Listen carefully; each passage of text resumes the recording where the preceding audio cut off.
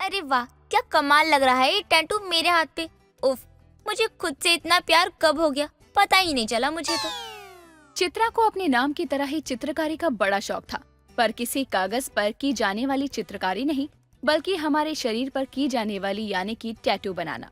ऐसे ही एक दिन चित्रा अपने गर्दन पर बटरफ्लाई वाला टैटू बनवा कर घर आती है, जिसे देखकर उसकी माँ राधा बोलती है, मैंने तुझे कितनी बार समझाया है, मुझे ये सब बिल्कुल भी पसंद नहीं है, फिर तू क्यों करवाती है ये सब?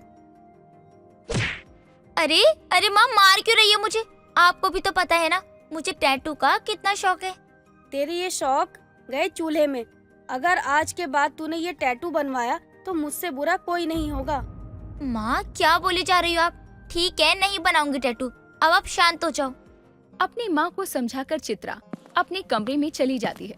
तभी वो खुद से बोलती है, अरे माँ भी ना कभी कभी कुछ ज्यादा ही सीरियस हो जाती है। अब नए टैटू बनवाए बिना मुझसे रहा भी तो नहीं जाता ना। हाँ, बस एक नए टैटू मम्मी से छुपा कर रखने पड़ेंगे। ऐसे ही वक्त बीतता जाता है। राधा चित्रा की शादी सुमित नाम के भले लड़के से करवाती है, जिसकी माँ रेखा स्वभाव से थोड़ी कठोर और बोली में तीखी थी। शादी के बाद चित्रा सारा काम अच्छे से संभाल लेती है। ऐसे ही एक दिन चित्रा मैगजीन पढ़ रही होती है, तभी उस मैगजीन में उसे बहुत सुंदर सुंदर टैटू के डिजाइन नजर आते हैं, जिसे देखकर वो बोलती है, वाओ, क्या औसम लग रहा है ये तो। मैं कल ही ये टैटू बनवा कर आऊंगी। इसकी फोटो क्लिक कर लेती हूँ फोन में। चित्रा अपने फोन में टैटू की पिक क्लिक करती है, जिसके बाद अगले दिन वो टैटू शॉप पर जाती है और सेम टू सेम वैसा ही टैटू अपनी कमर पर बनवा कर आती है। बहू, ये क्या बदतमीजी की है तूने? कौन सी बदतमीजी माँ जी? मैंने क्या किया? अरे ये क्या करवा कर आई है रंग बिरंगा सा अपनी कमर पर? माँ जी, इसे टैटू कहते हैं। अच्छा लग रहा है ना? आज ही 5,000 का बनवाया है। करम जली तेरा नाश जाए। इस सत्यानाशी चीज के लिए तू 5,000 लगा कर आई है। आज के बाद ये घटिया चीजें बनवाने के लिए पैसे बर्बाद किए ना तो मैं तुझे घर के बाहर फेंक दूंगी, समझी? चित्रा को खरी खोटी सुनाकर रेखा वहाँ से चली जाती है, पर चित्रा पर उसकी बातों का 1 इंच भी असर नहीं होता। शाम को जैसे ही सुमित घर आता है और उसकी नजर चित्रा की कमर पर बने टैटू पर जाती है, तो वो उसे बोलता है, वो जान क्या बात है, बहुत ही कमाल लग रही हो। समझ नहीं आया तुम्हारी कमर अच्छी है या टैटू? जी, कमर मेरी पहले ही अच्छी है, टैटू बनाकर ज्यादा अच्छी लग रही है। लेकिन माँ जी ने मुझे इसके लिए बहुत सुना दिया। कोई बात नहीं, माँ बड़ी हैं, उनका कहने का हक है, दिल छोटा मत करो। सुमित की बात सुनकर चित्रा रेखा की कही सारी बातें भूल जाती है, पर धीरे धीरे उसका टैटू लव और ज्यादा बढ़ता जाता है, जिसके चलते वो यूट्यूब की मदद से खुद ही टैटू बनाना सीखने लगती है। ऐसे ही एक दिन वो अपने घर के आंगन में बैठी हुई मेहंदी से अपने पैर पर टैटू बना रही थी। तभी वहाँ रेखा आती है और गुस्से में कहती है, चित्रा बहू, क्या कर रही है? माँ जी कुछ नहीं, मैं टैटू बनाना सीख रही हूँ, तो मेहंदी से बनाकर देख रही थी बस। मैंने तुझे कहा था ना कि कोई टैटू नहीं बनाना है, फिर क्यों लगी हुई है टाइम खराब करने में? इतना ही फ्री टाइम है तो घर का काम कर ले। माँ जी मुझे तो समझ नहीं आ रहा कि आपकी दिक्कत क्या है। अरे मेहंदी से ही तो बना रही हूँ, उतर जाएगा 1 हफ्ते में। तीखी मिर्च की तरह जुबान मत चला, समझ गई? इन फालतू कामों में अपना टाइम खराब मत कर, नहीं तो एक दिन तुझे इन सब का हर्जाना भरना पड़ जाएगा। माँ जी अच्छे से आँख खोल कर देखो, ये मेहंदी है, मेहंदी, कोई परमानेंट टैटू नहीं है। आप हमेशा बस चिल्लाती रहती हो, मोहल्ला जमा करने पर उतारू रहती हो हमेशा। पहले तो मैंने आपकी बात मान भी ली थी, पर अब तो मैं जरा भी ना मानूं। इतना कहकर चित्रा वहाँ से बुरा सा मुंह बनाकर चली जाती है। अब आए दिन चित्रा नए नए टैटू बनवाती रहती, जिसके चलते उसकी और रेखा की बहस भी जारी रहती। ऐसे ही एक दिन दोनों सास बहू बहस कर रही थी, तभी वहाँ सुमित आ जाता है और उन दोनों को लड़ता हुआ देखकर बोलता है, माँ और चित्रा, आप दोनों पागल हो गई हो क्या? क्यों जंगली बिल्लियों की तरह लड़ रही हो आपस में? पागल मैं नहीं, तेरी बीवी है। अरे इसे समझा कि नाम चित्रा होने से खुद को चित्रकारी की किताब ना समझे, जो आए दिन नए नए चित्र बनाकर आ जाती है। सही तो कह रही है माँ, जरा देखो खुद को, कितने टैटू बनवा रखे हैं। तुम एक चलती फिरती ड्राइंग बुक लग रही हो। आप भी माँ जी के साइड हो गए, कोई बात नहीं, मैं अकेले ही ठीक हूँ। मुझे टैटू करवाने से माँ जी ही नहीं रोक सकती, तो आप कैसे रोक लोगे? क्या करना है क्या नहीं करना, ये बात मुझे आप दोनों से जानने की जरूरत नहीं है। तो बेहतर होगा कि आप मुझे कुछ ना कहें। सुमित और रेखा से बहस करने के बाद भी चित्रा अपनी जिद पर कायम रहती है। ऐसे ही एक दिन वो पास के मार्केट में सब्जियां लेने जाती है, जहां वो देखती है कि एक नई टैटू बनाने की शॉप ओपन हुई थी। साथ ही 25% का डिस्काउंट ऑफर चल रहा था। चित्रा जल्दी से शॉप के अंदर जाती है और वहां के आर्टिस्ट से बात करती है। हेलो जी, मुझे मेरे शोल्डर पर आई एम टैटू लवर का टैटू बनवाना है। कितने का बनेगा? जी वैसे तो 10,000 में बनेगा, लेकिन हमारा डिस्काउंट मिलाकर 7,500 में बन जाएगा। ठीक है, मैं कल आती हूँ आपके पास। आर्टिस्ट से डील फिक्स करने के बाद चित्रा वहां से चली जाती है और अगले दिन वो जल्दी से घर का काम खत्म करके उसी टैटू की शॉप पर जाती है। टैटू आर्टिस्ट चित्रा के कहे अनुसार ही उसके शोल्डर पर टैटू बनाना शुरू कर देता है। वैसे ही चित्रा ने बहुत टैटू बनवाए हुए थे, पर इतना दर्द उसे कभी फील नहीं हुआ था जितना इस बार हो रहा था। तभी वो अपने मन में सोचती है, अरे इतना दर्द क्यों हो रहा है मुझे? कहीं कुछ गलती तो नहीं हो रही है ना मुझसे? अरे नहीं, शायद काफी टाइम बाद टैटू करवाया है ना, जिस वजह से मुझे इतना ज्यादा दर्द महसूस हो रहा है। कुछ ही वक्त में आर्टिस्ट उसका टैटू पूरा कर बना देता है। चित्रा उसकी पेमेंट करके वहाँ से घर आ जाती है। चित्रा की बॉडी पर एक और नया टैटू सुमित और रेखा देखते हैं तो बुरा सा मुंह बना लेते हैं, पर दोनों में से कोई भी उसे कुछ नहीं कहता। ऐसे ही वक्त बीतता है और चित्रा को अपने शोल्डर में काफी दर्द महसूस होता है। साथ ही उसकी स्किन भी रेड होने लगती है, जिसकी वजह से उसे बहुत ज्यादा इचिंग भी होने लगती है, जिसके चलते वो अपने शोल्डर पर कभी बर्फ लगाती तो कभी ठंडे पानी की पट्टियां रखती, पर फिर भी उसे कोई आराम नहीं आता। जिसके बाद वो उसी टैटू वाले की शॉप पर दोबारा वापस जाती है, जहां से चित्रा ने टैटू बनवाया था, पर वो शॉप भी उसे बंद मिलती है। जिसके बाद परेशान होकर वो घर आती है और दर्द से परेशान होकर सोफे पर बैठकर रोने लगती है। तभी वहाँ रेखा आती है और बोलती है, क्या बात है बहू, रो क्यों रही है? माँ जी, ये देखिए मेरा टैटू, कैसे रेड होगी मेरी स्किन। आज से पहले कभी मेरे साथ ऐसा नहीं हुआ। भगवान, जिस बात का मुझे डर था वही हुआ। मैंने तुझे कहा था ना कि मत करवाया कर ये टैटू, पर तूने मेरी बात नहीं मानी। तभी रेखा अपने सीधे हाथ की बाजू को ऊपर करती है, जिस पर एक बहुत ही गंदा निशान था, जिसे वो चित्रा को दिखाते हुए बोलती है, माँ जी, ये क्या हुआ? आपके हाथ पर ये निशान कैसे आया? मुझे भी तेरी तरह ही टैटू करवाने का शौक था, पर घर वालों ने कभी इजाजत नहीं दी, जिसके चलते एक बार उनसे छुपकर मैंने एक शॉप से टैटू बनवा लिया था। पर यह नहीं देखा कि उसकी निडल कैसी है, इंक कैसा है। शौक तो पूरा हो गया, पर उसके बाद वो बहुत दर्द हुआ, वो बर्दाश्त से बाहर था। जब मेरी माँ मुझे डॉक्टर के पास लेकर गई तो उन्होंने कहा कि और देर हो जाती तो मुझे स्किन कैंसर हो सकता था। फिर माँ जी उसके बाद डॉक्टर ने कुछ दवाई और क्रीम लगाने को दी, जिससे स्किन तो ठीक हो गई, पर ये टैटू का गंदा धब्बा बनकर मेरे हाथ पर ही रह गया। तो क्या माँ जी मेरे साथ भी यही होगा? जाने अनजाने में मैंने ये क्या कर लिया खुद के साथ? नहीं बहू, मैं ऐसा कुछ नहीं होने दूंगी, तू फिक्र मत कर। चल, हम अभी डॉक्टर के पास चलते हैं, कुछ नहीं होगा तुझे। दोनों ही अब एक अच्छे से स्किन डॉक्टर के पास जाते हैं। कुछ ही टाइम के ट्रीटमेंट के बाद चित्रा का शोल्डर पूरी तरह से ठीक हो जाता है। साथ ही उसके शोल्डर पर कोई निशान नहीं पड़ता, पर उसके दिल में टैटू को लेकर एक डर बैठ जाता है, जिसके चलते वो फिर कभी कोई टैटू नहीं करवाती। काव्या लखनऊ में रहने वाली एक लड़की थी जो पढ़ने में बहुत ही होशियार थी और हर काम को जुगाड़ से किया करती थी, जैसे कि घर में बिजली की तारों को छुपाने के लिए उसे कलर करके बेल बना देना, साइकिल के पहियों से ट्रॉली बना देना। उसके जुगाड़ की चर्चा हर जगह पर थी। उसकी शादी की उम्र हो जाने की वजह से उसकी माँ काफी ज्यादा परेशान रहा करती थी।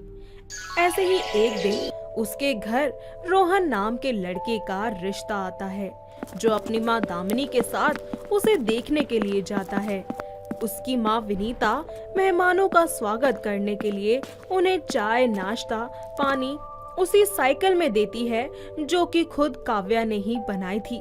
वो दोनों घर में जुगाड़ से भरा सामान देखकर दंग रह जाते हैं और काव्या की माँ से पूछते हैं, अरे बहन जी, ये किसने बनाया? बहुते बढ़िया है। आप मुझे इस मिस्त्री का नंबर दे दीजिए, मैं भी बनवाऊंगी। हाँ आंटी, ये तो बहुत ही अच्छा है। और माँ, जरा घर तो देखो कितना अच्छा लग रहा है। अरे दामाद जी, ये तो हमारी बिटिया का कमाल है, उसी ने किया है ये सब। हमारी बिटिया लाखों में एक है। यकीन नहीं हो रहा बहन जी कि आपकी बेटी इतनी होशियार है। हाँ हाँ जानती हूँ बहन जी। फिर तो रिश्ता एकदम पक्का। अरे ऐसी बहू के लिए कौन मना करेगा। जी बहन जी, हमें तो कोई आपत्ति नहीं है। एक बार बच्चों से पूछ लेते। क्यों बच्चों, तुम्हें कोई एतराज तो नहीं? नहीं नहीं, बिल्कुल नहीं। नहीं माँ, मुझे कोई एतराज नहीं है। इस तरह कुछ दिनों बाद परिवार वाले मिलकर उनकी शादी करवा देते हैं। उसकी सास अपनी बहू के जुगाड़ू अंदाज से बहुत ही खुश थी और हर काम में वो उससे जुगाड़ बिठाकर काम करवाने की सोचती रहती थी, पर वो हर काम जुगाड़ से नहीं कर पाती थी।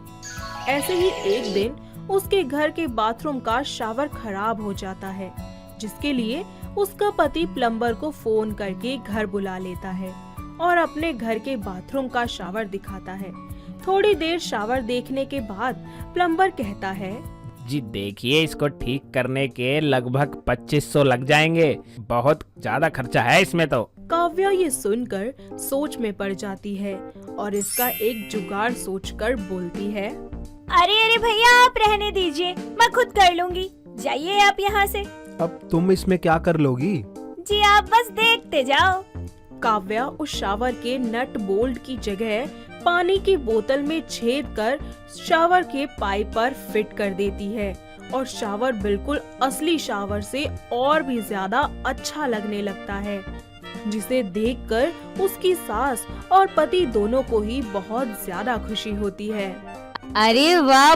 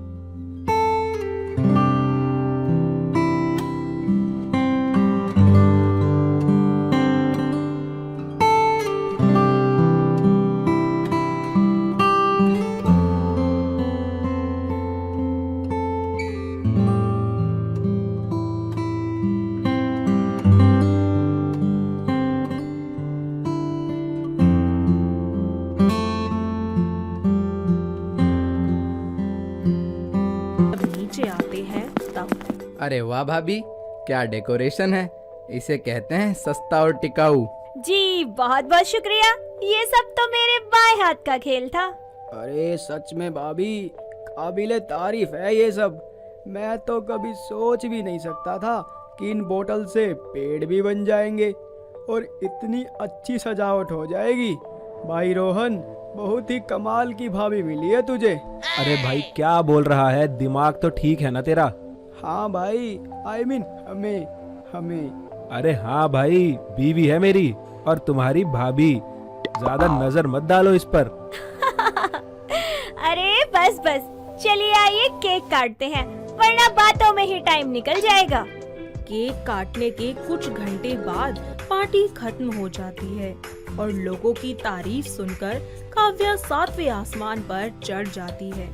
वो अब से हर काम में जुगाड़ बिठाना शुरू कर देती है और एक दिन उसके घर का बिजली का बिल बहुत ही ज्यादा आ जाता है, जिसकी वजह से वो बहुत परेशान हो जाती है और इससे उसके घर का बजट भी खराब हो जाता है।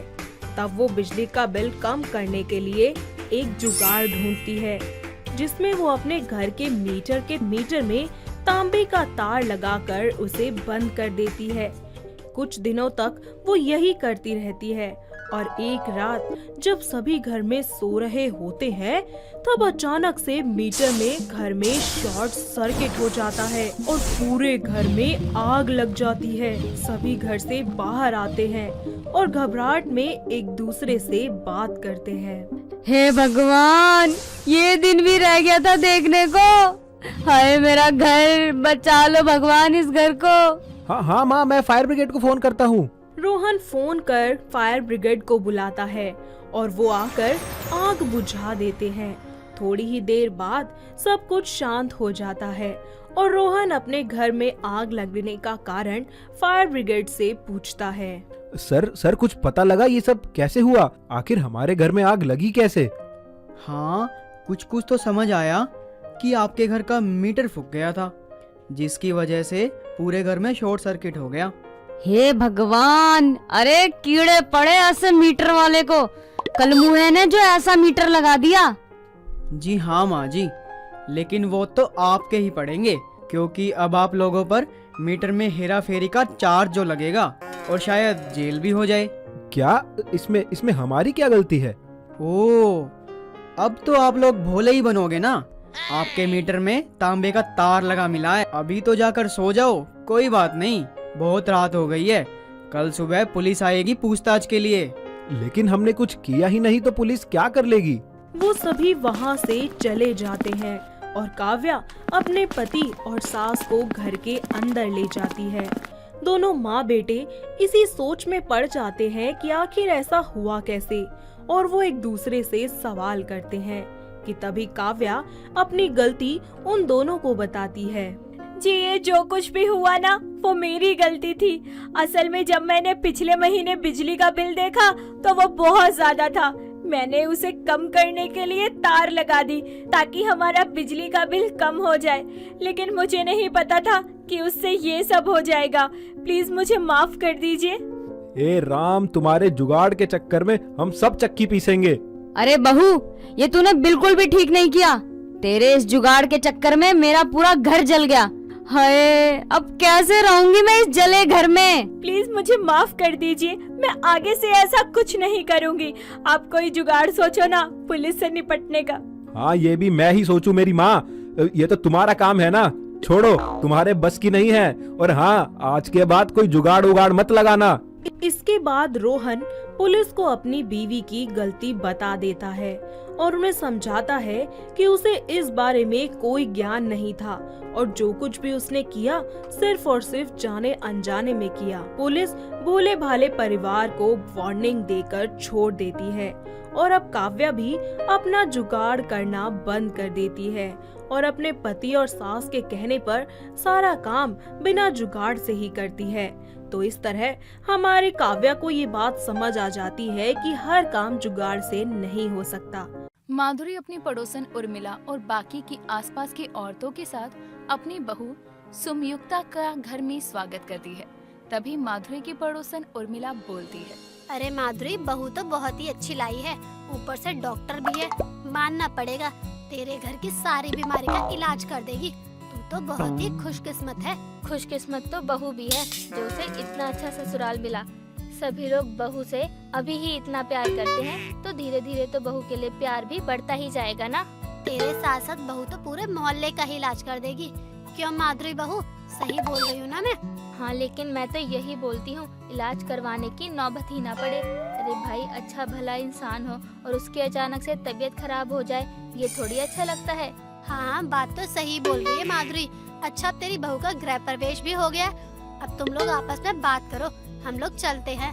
अच्छा ठीक है, चल बहू तू भी अपने कमरे में थोड़ा आराम कर ले, थक गई होगी ना। उर्मिला और बाकी के सभी लोग वहाँ से चले जाते हैं।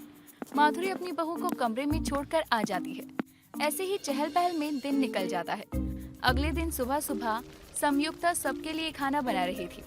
काफी देर तक सब सो रहे थे तो संयुक्ता अपनी सास के कमरे में जाती है और अपनी सास को उठाने लगती है। तभी संयुक्ता को पता चलता है कि उसकी सास को बहुत तेज बुखार है। संयुक्ता अपनी सास से कहती है, आपको इतनी तेज बुखार है माँ जी, और आपने मुझे बताया तक नहीं। अरे आपकी डॉक्टर बहू है, आप अपनी बहू को तो बता सकती थी ना, मैं आपको कोई दवाई दे देती। बहू, वो मुझे लगा थकावट की वजह से बुखार हो गया होगा, सुबह तक ठीक हो जाएगा, लेकिन बुखार तो उतरने का नाम ही नहीं ले रहा, रात भर में और तेज हो गया। आजकल तो मौसम भी ऐसा ही चल रहा है, जरा सी लापरवाही से तबीयत पर असर पड़ता है।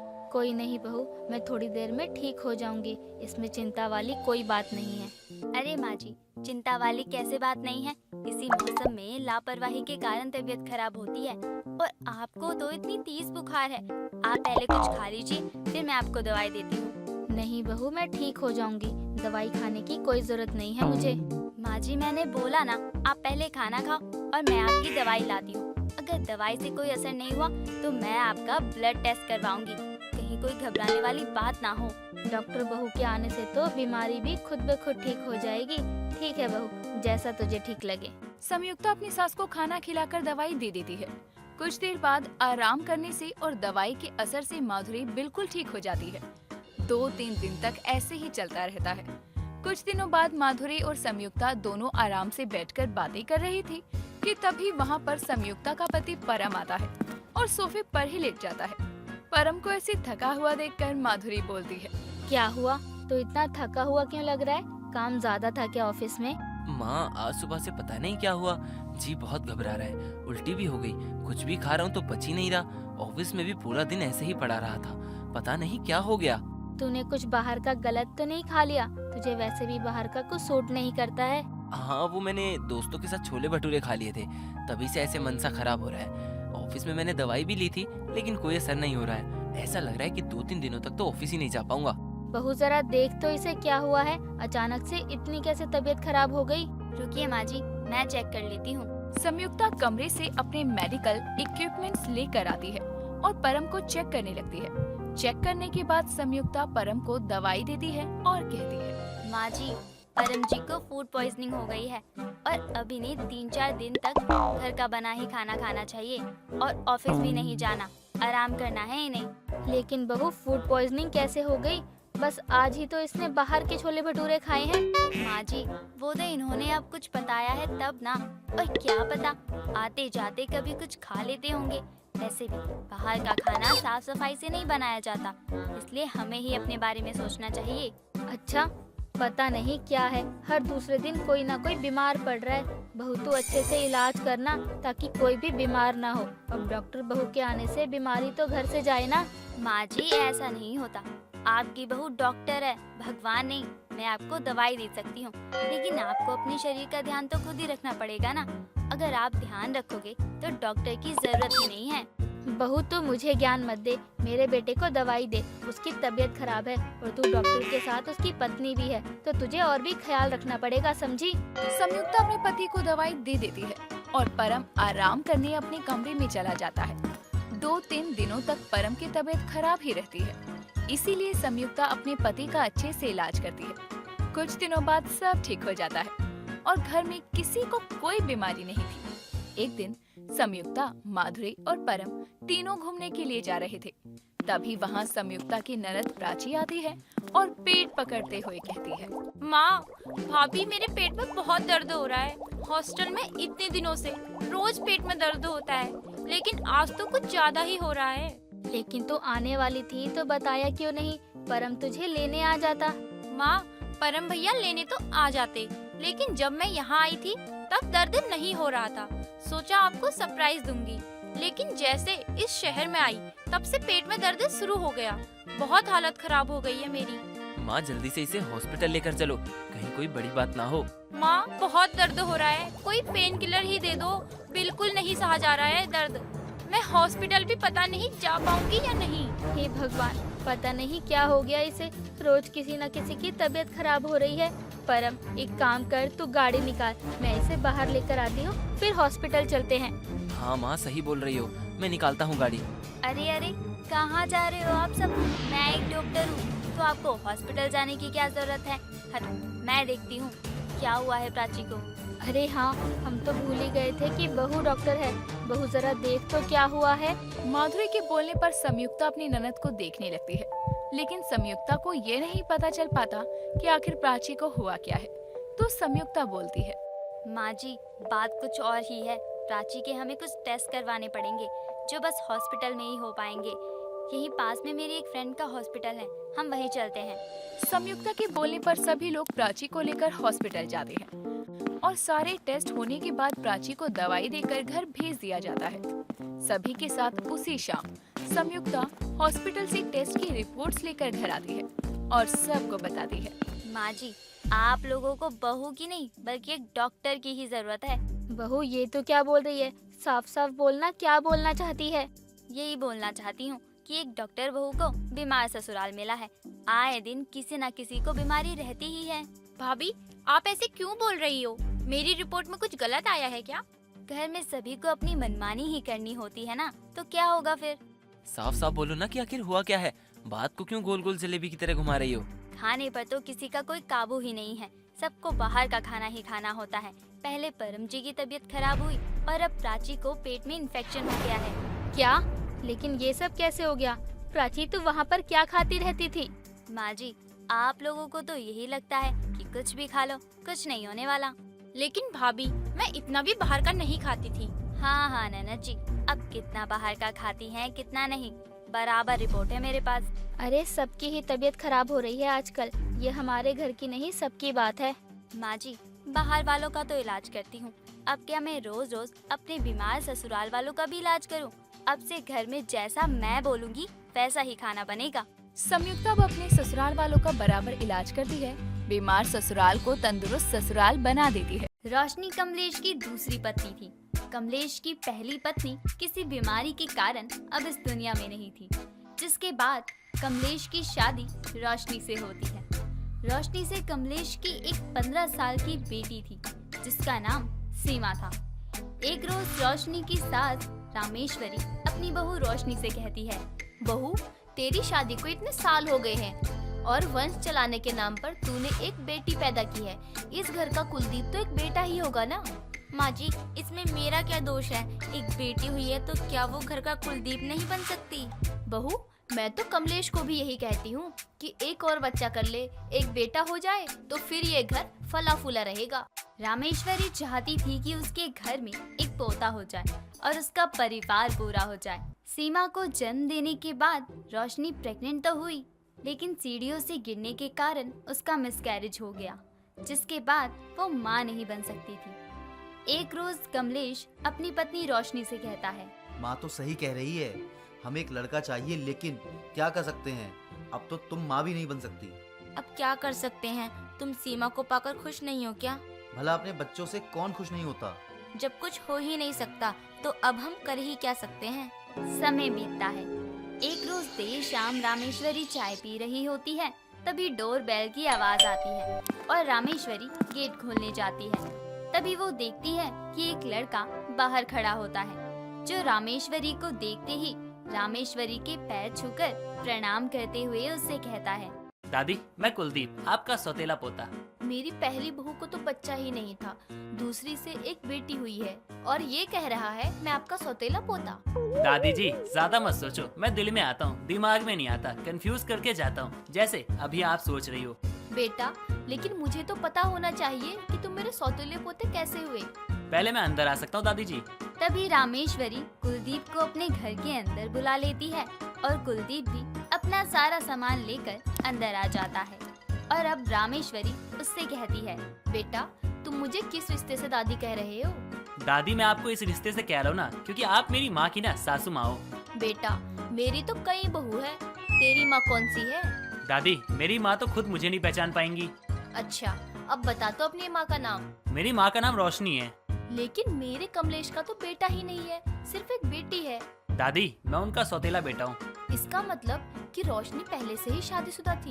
ये सुनते ही रामेश्वरी अपनी बहू रोशनी को बुलाती है और रोशनी से कहती है, बहू, ये तेरा सौतेला बेटा है, इसका मतलब तूने मेरे बेटे से पहले भी किसी और से शादी की थी।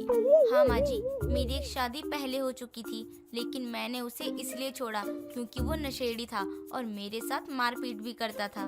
माँ, मुझे आपका पता मेरी माँ ने दिया था, जो अब इस दुनिया में नहीं है। खबरदार, जो तूने मुझे माँ कहा, ना जाने कहाँ से आ गया है और मुझे माँ कह रहा है। ये बातें हो ही रही होती है कि तभी वहाँ कमलेश आ जाता है और वो रोशनी से कहता है, कौन है ये? सब ठीक तो है ना? नहीं, कुछ ठीक नहीं है। ये लड़का अपने आप को मेरा सौतेला बेटा बता रहा है। यानी मुझसे पहले भी तुम्हारी किसी से शादी हुई है? हाँ, लेकिन वो तो महीने भर भी नहीं चल पाई थी। ये सुनकर कमलेश को कुछ भी समझ नहीं आता, लेकिन कुलदीप उसका सौतेला ही सही बेटा तो था। ये सोचकर कि सौतेला ही सही, घर का चिराग तो मिल गया, वो खुश था। जहाँ सौतेले बेटे से कमलेश और रामेश्वरी खुश थे, वहाँ रोशनी बिल्कुल दुखी थी।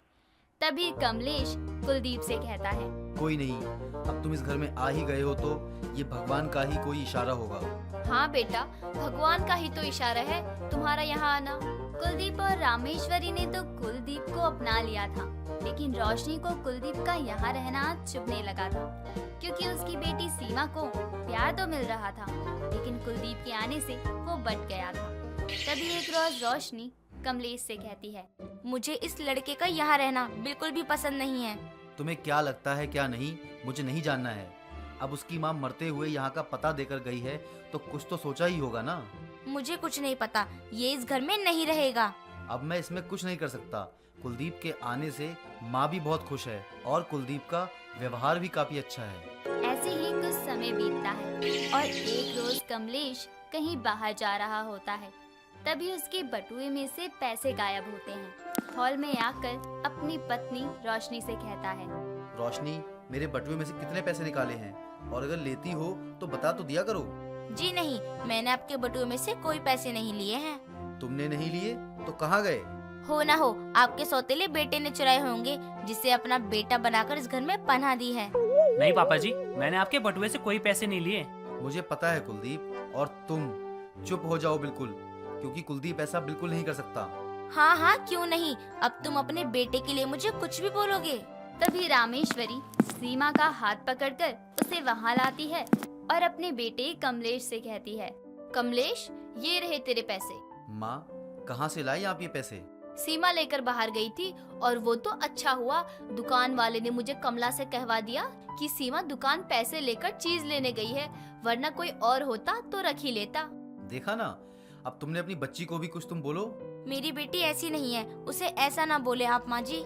इस इंसिडेंट के बाद भी रोशनी कोई ना कोई बहाना सोचती कि कुलदीप को घर से बाहर किया जाए, और इस बार रोशनी अपने पति कमलेश से देर शाम को कहती है, जी मुझे ना ऐसा लगता है कुलदीप की नजर अच्छी नहीं है, वो मुझे अच्छी निगाहों से नहीं देखता है। तुम ऐसा कैसे सोच सकती हो? वो अभी सिर्फ 20 साल का है और तुम्हें पहले से पसंद नहीं है। इसका ये मतलब नहीं है कि तुम उसके बारे में कोई भी ओजी बातें करोगी। मैं सच कह रही हूँ, आपको यकीन क्यों नहीं होता? अब तक तो था, लेकिन अब नहीं है। उसकी बातें सुनकर रोशनी का मुंह बन जाता है। एक रोज रामेश्वरी घर में बैठी टीवी देख रही होती है। तभी रोशनी अपनी माँ से फोन पर बात करते हुए कहती है, माँ, मेरी जिंदगी तो खराब ही कर दी है इस कुलदीप के बच्चे ने, और अब मैं क्या करूँ? जो भी पैतरे अपनाती हूँ उसे ना मेरा पति मानता है ना मेरी सास। क्या करूँ, अब आप ही बताओ। वो बातें कर ही रही होती है, तभी रामेश्वरी वहाँ आती है और उसकी सारी बातें सुन लेती है। रामेश्वरी समझ जाती है कि रोशनी नहीं चाहती कि कुलदीप को कोई भी अपनाए। ऐसे में रामेश्वरी एक रोज अपने बेटे कमलेश से कहती है, कमलेश बेटा, मैं तुझसे कुछ कहना चाहती हूँ। हाँ माँ, कहो क्या बात है? बेटा, रोशनी तो नहीं चाहती कि कुलदीप इस घर में रहे, और वो दिल से बहुत अच्छा है। माँ, मैं जानता हूँ कि वो नहीं चाहती कि कुलदीप इस घर में रहे। अब क्या करूँ? कुलदीप को यहाँ रहते हुए भी बहुत दिन हो गए हैं। बिन माँ बाप का बच्चा अब कहाँ जाएगा? माँ, वो अब मेरा बेटा है, चाहे सौतेला ही क्यों ना हो। मैं उसे अपने बेटे की तरह मानता हूँ। लेकिन जब तू इस घर की प्रॉपर्टी कुलदीप के नाम करेगा ना, तो उसमें से आधा हिस्सा तो अपनी बेटी के नाम भी करेगा। जी माँ, बिल्कुल, मैं भी यही सोच रहा था। रामेश्वरी अपने परिवार के साथ हंसी खुशी दिन काट रही थी। तभी एक रोज कुलदीप ऑफिस से आता है और अपनी पहली सैलरी अपनी दादी को देते हुए कहता है, दादी, ये मेरी पहली कमाई। लेकिन ये तो मुझे क्यों दे रहा है बेटा?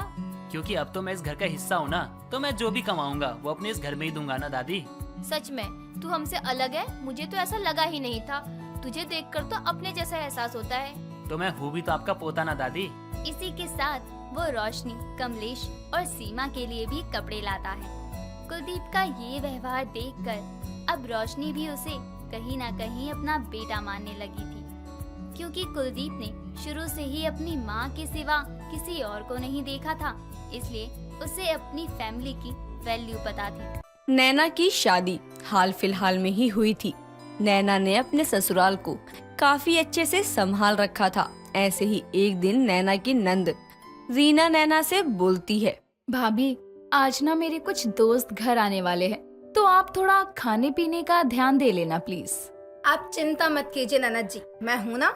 मैं आपके दोस्तों के खाने पीने का सही से ध्यान रखूंगी। थैंक्स सो मच भाभी। रीना अपनी भाभी की बात सुनकर खुश हो जाती है और खुशी से उसको गले लगा लेती है। तभी नैना की सास स्वर्णा जाती है और अपनी बहू को हंसते हुए देख बोलती है, क्या हुआ बहू, तुम दोनों ऐसे क्यों हंस रही हो? आखिर ऐसा क्या है जो तुम दोनों इस तरह से इतनी हंसी ठिठोली कर रही हो? माँ कुछ नहीं, मैं भाभी को ये बोलने आई थी कि शाम को ना मेरे कुछ दोस्त आ रहे हैं, तो उनके खाने पीने का ध्यान रखिए। तो इसमें इतना हंसने वाली क्या बात है? हंस हंस कर पूरे घर में शोर मचा रखा है, घर में शांति ही नहीं है। स्वर्णा अब गुस्से में चली जाती है और इस तरह शाम को रीना के कुछ दोस्त उसके घर में आते हैं, जिसके बाद वो पार्टी करने लगते हैं। एक बार फिर घर में शोर होता देख स्वर्णा रीना के कमरे में जाती है और अपनी बहू को डांटते हुए बोलती है, नैना बहू, तुम्हें जरा सा भी ये ख्याल है कि इस घर में तुम्हारी सास भी रहती है जो कि बीमार रहती है? अरे मेरी बेटी तो नालायक है ही, उसे तो मेरी कोई फिक्र नहीं है, लेकिन कम से कम तुम तो मेरी परवाह किया करो। मैं तेरी सास हूँ। माफ करना मम्मी जी, मैं शोर नहीं होने दूंगी। चलिए मैं आपके सर में तेल लगा देती हूँ। ना ना रहने दे, मैं ठीक हूँ, बस अब दोबारा शोर नहीं आना चाहिए। एक बार फिर स्वर्णा अपना गुस्सा नैना के ऊपर उतार कर चली जाती है। पर इस बार स्वर्णा का गुस्सा न केवल रीना बल्कि रीना की सहेलियां भी देखती हैं, जिस पर रीना की एक दोस्त किरण नैना से बोलती है, भाभी आंटी ने आपको क्यों सुनाया? गलती तो हमारी थी, उनको हमें डांटना चाहिए था। किरण, माँ जी ने मुझे सुनाया नहीं बल्कि उन्होंने मुझे समझाया है कि उनकी तबीयत ज्यादा खराब रहती है, इसलिए हम शोर ना करें। खैर छोड़ो इन सब बातों को, तुम यहीं बैठो, मैं अभी तुम्हारे लिए कुछ खाने को लाती हूँ। नैना अब रीना के दोस्तों के लिए खाना लेने चली जाती है, तो वहीं रीना की दोस्त रीना से बोलती है, यार रीना, तेरी भाभी सच में बहुत अच्छी है। उन्होंने हमारी वजह से डांट सुन ली, पर फिर भी वो गुस्सा नहीं कर रही और प्यार से इस बात को सॉर्ट आउट भी कर लिया। भाभी किसकी है? वैसे मेरी भाभी सच में बहुत अच्छी है। खैर भाभी को कभी न हंसने वाली सास मिली है, न जाने तेरी भाभी इसको कैसे हैंडल करेगी। मेरी भाभी बड़ी ही हंसमुख है, वो माँ को बहुत अच्छे से संभालती है। हाँ यार, वो तो आज मैंने देख ही लिया। सभी आपस में बात करने लगते हैं और थोड़ी देर में ही रीना के सभी दोस्त चले जाते हैं। समय गुजरता है पर स्वर्णा के बर्ताव में जरा भी बदलाव नहीं था। स्वर्णा अब पहले से भी ज्यादा चिड़चिड़ करने लगती है। ऐसे ही एक शाम नैना अपनी पड़ोसन से बात कर रही थी। ये देख स्वर्णा अपनी बहू से बोलती है, बहू, आज शाम की चाय मिलेगी या नहीं? हाँ माँ जी, मैं अभी बना कर ला देती हूँ। देखिए आंटी जी भी यहीं बैठी है, मैं उनके लिए भी चाय लेकर आती हूँ। तू किसी के लिए कुछ भी लेकर आ, मुझे फर्क नहीं पड़ता, पर मेरे लिए चाय लेकर आ। नैना अब कुछ नहीं बोलती और चाय बनाने चली जाती है। तो वहीं अब स्वर्णा की पड़ोसन स्वर्णा से बोलती है, स्वर्णा बहन, मानना पड़ेगा, तू तो सही बहू लेकर आ गई। एक हमारी बहू को देख लो, हम अगर कुछ काम करने के लिए बोल दे तो उनका मुंह देखो कैसे बनता है। और एक तुम्हारी बहू, अरे तुम्हारी बहू बहुत अच्छे मिजाज की और हंसमुख की हंसमुख भी है और सबका काम बड़े प्यार से करती है। अब बस भी करो बहन, मेरी बहू इतनी भी कुछ खास नहीं है, उसकी तारीफ करना बंद कर दो, नहीं तो वो औरों की तरह बदतमीज हो जाएगी। हाँ वो तो है, पर बहन बुरा न मानो तो एक बात बोलूं तुम्हें। हाँ बोलो। तुम कभी हंसती क्यों नहीं हो? मतलब बहू को रोज रोज तुम्हारी एक खड़ूस शक्ल देख के तो डर लगता होगा। बेचारी बहू को भी कभी ना हंसने वाली सास मिल गई। हाँ ठीक है, मेरी बहू को चाहे जैसी भी सास मिली है, तुम्हारी बहू की सास से तो अच्छी है। कम से कम तुम्हारी बहू की सास की जैसी मेरी हालत नहीं होती। दोनों पड़ोसन आपस में बात ही कर रही थी। तभी नैना चाय लेकर आ जाती है और अपनी सास और पड़ोसन को दे देती है, जिस पर स्वर्णा अपनी बहू से बोलती है, बहू, तेरी आंटी को तो तू बहुत पसंद आ गई और तेरी आंटी तेरी सास को बोलती है कि मेरी बहू को कभी ना हंसने वाली सास मिली है, साथ ही तुझे खड़ूस सास मिली है। क्या तू अपनी सास के बारे में ऐसा ही सोचती है? नहीं माँ जी, मैं ऐसा नहीं सोचती, बल्कि आंटी आपको पता है, मुझे बहुत खुशी मिलती है कि मुझे मेरी सास ऐसी मिली है। मेरी सास बहुत अच्छी है, ये मुझे अपनी सारी चीजें बताती है और इनके बताने का जो अंदाज है ना, बस मैं उससे बहुत खुश हूँ। इतना बोलते ही नैना अपनी सास को गले लगा लेती है और बोलती है, मेरी सास इस वर्ल्ड की बेस्ट सास है। भगवान मेरी सास जैसी सास सबको दे और क्या हुआ अगर मेरी सासू माँ हंसती नहीं है तो? उनके इस गुस्से वाले अंदाज में ही मुझे प्यार दिखता है। मेरी माँ बिल्कुल नारियल के जैसे है, बाहर से कठोर और अंदर से नर्म। हाँ बस भी कर, मुझे अब सर पर मत चढ़ा, मैं तेरे सर पर चढ़ने वाली नहीं हूँ, समझी? स्वर्णा अपनी बातें पूरी कर अपने कमरे में चली जाती है। ये देख पड़ोसन नैना से बोलती है, बहू सच बताना, क्या तू अपनी सास से खुश है? हाँ आंटी जी, मैं अपनी सास से बहुत खुश हूँ, क्योंकि मेरी सास का अंदाज ही अलग है। पर तेरी सास कभी ना हंसने वाली सास है, वो हर समय गुस्से में ही रहती है। मुझे तो तेरी सास का बर्ताव बिल्कुल भी अच्छा नहीं लगता, तभी तो मैं ज्यादा तेरी सास से बात नहीं करती। कभी कभी तेरे घर आ जाती हूँ क्योंकि मुझे तू अच्छी लगती है, बस इसलिए। आंटी जी, जरूरी नहीं कि ना हंसने वाला इंसान घमंडी और अकड़ू हो। क्या पता माँ जी के अंदर कोई दुख हो जो अब तक बाहर ना निकल पाया हो। अब पता नहीं बहू, ये सब मैं क्या ही जानूं, ये तो तुम्हारे घर का मामला है ना। खैर समय ज्यादा हो रहा है, मैं अपने घर चलती हूँ, फिर कभी मिलते हैं। नैना की पड़ोसन वहाँ से चली जाती है, पर जाने अनजाने में नैना के मुंह से निकली बात उसके दिमाग में घूमती रहती है और वो खुद से बोलती है, आखिर ऐसा क्या है जिससे माँ कभी हंस नहीं पाती? ऐसा कौन सा दुख है जो आज तक माँ ने अपने जहन में सभी से छुपा कर रखा है? जो भी है, इसका सच तो अब वरुण जी ही बताएंगे। इस तरह से अब नैना अपने पति वरुण का इंतजार करने लगती है और थोड़ी देर बाद जब वरुण आता है तब नैना वरुण से बोलती है, वरुण जी, माँ जी हर वक्त गुस्से में क्यों रहती है? मेरा मतलब है कि जब देखो तब माँ गुस्सा करती रहती है, कभी नहीं हंसती। मेरी माँ पहले ऐसी नहीं थी। मेरी माँ ना बहुत खुश मिजाज थी, बिल्कुल तुम्हारी तरह। वो सभी का ख्याल रखती थी, उनको ना कभी किसी का बात का बुरा नहीं लगता था। तो फिर ऐसा क्या हुआ जिससे? हम लोग का ना जीवन बहुत खुशहाल था, पर जब मेरे पिताजी का एक्सीडेंट हुआ ना तो मेरी माँ रोई नहीं, या ऐसा भी कह सकते हैं कि वो अपने मन में इतना रोई कि माँ को एक सदमा लग गया और उन्होंने ना हंसना ही छोड़ दिया। तब से वो ना गुस्से में ही रहती है। इसका मतलब ये है कि माँ जी का दर्द अब तक बाहर नहीं आया, माँ जी का मन हल्का नहीं हुआ और उस दुख दर्द को माँ जी ने अपने गुस्से में तब्दील कर दिया है, जिसकी वजह से। हाँ नैना, ऐसा कह सकते हैं हम। अब आप चिंता मत कीजिए वरुण जी, मैं अपनी प्यारी सासू माँ को हंसा कर ही रहूंगी। नैना अब अपनी सास को हंसाने की हर वो मुमकिन कोशिश करती है जो उससे हो सकता है, पर नैना अपनी सास को हंसा नहीं पाती। ऐसे ही एक दिन सभी बैठकर एल्बम देख रहे थे। उसी में स्वर्णा अपने पति के साथ की फोटो देख लेती है।